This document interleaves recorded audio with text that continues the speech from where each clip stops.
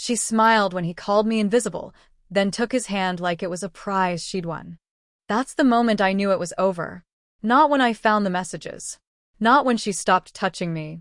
It ended in a crowded bar with exposed brick and cheap ambition, when the woman I'd protected for years let another man rewrite my value out loud. I'm 36. I design transit systems, quiet work, long timelines in Seattle. I don't sell dreams. I build things that last. We'd been together 9 years. Long enough to learn each other's coffee orders. Long enough to mistake loyalty for love. The distance didn't announce itself. It arrived in small edits. She stopped asking how my day went. She stopped sharing hers. She'd scroll while I talked, nodding at the wrong moments. On Sundays, she used to cook and sing off-key. Then Sundays became errands. Then meetings. Then I'll be late. I started folding our life into smaller spaces, so it would fit around her new schedule. His name came up casually at first. Evan says I should pitch this idea. Evan thinks I'm playing small. Evan was confident. Evan was connected. Evan laughed at things that weren't funny and called it charm. I didn't mind mentors. I minded the way she rehearsed his compliments in our kitchen, testing how they sounded in my mouth. I asked once, gently, if something was going on. She sighed like I'd asked her to carry groceries up a mountain. You're being insecure, she said. He believes in me. You should too. Belief is quiet. Lies make noise.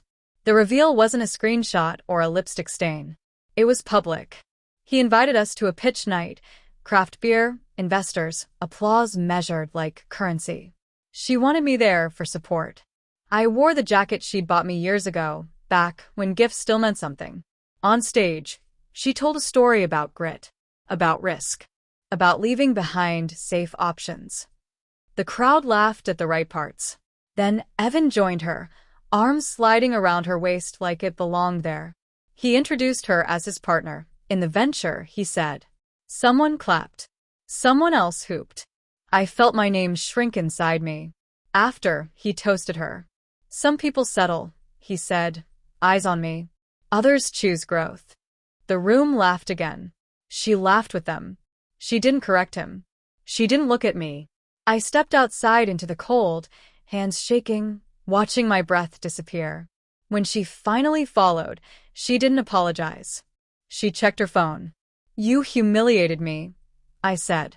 She tilted her head. You embarrassed yourself. The confrontation didn't explode. It thinned. We stood under a flickering streetlight while laughter leaked from inside. I need honesty, I said. Are you with him? She exhaled, slow, practiced. He understands me. That's not an answer. She looked at me, then really looked. You were convenient, she said. Stable. Predictable. I needed that while I figured myself out. And now I'm choosing differently. Did you ever love me?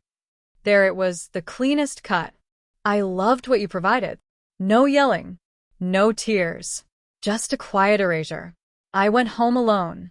Sat on the edge of the bed we'd shared and tried to remember who I'd been before my worth depended on her approval. I scrolled back through years of photos, noticing how often I stood slightly behind her, hand on her shoulder like a supporting actor who forgot his lines. The collapse wasn't dramatic. It was functional. I went to work. I ate toast. I slept in chunks. I stopped asking why and started asking how I'd missed it. How I'd traded my spine for peace. How loyalty had become something she could exchange for a better offer. She moved out 2 weeks later. Left the plant. Took the couch. Asked if we could still be friends. I said no, and surprised myself with how calm it sounded. The turning point wasn't anger. It was clarity. I stopped explaining myself. Stopped rehearsing arguments she'd never hear. I deleted the pitch night photos without ceremony. I closed the joint account and opened one with only my name on it. I told my brother the truth without softening it. I learned how to sit with the ache without numbing it with hope. Months passed. I heard through mutuals that Evan's company was built on vapor. Promises stacked on promises. When it fell loudly. She called once, late. I let it ring until the screen went dark. My resolution didn't look like victory. It looked like space. I took a transfer to a project that required travel, real work, real deadlines. I learned to cook again. Off-key singing returned.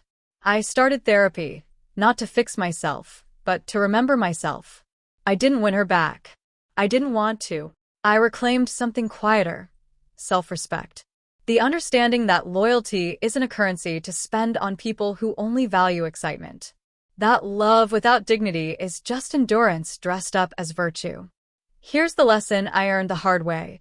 If someone needs to diminish you to feel tall, they're already standing on a lie. Choose boundaries over begging. Choose truth over attachment. Healing doesn't arrive with applause. It arrives when you stop letting other people narrate your worth. She traded my loyalty for his lies. I kept my name. And that, finally, was enough.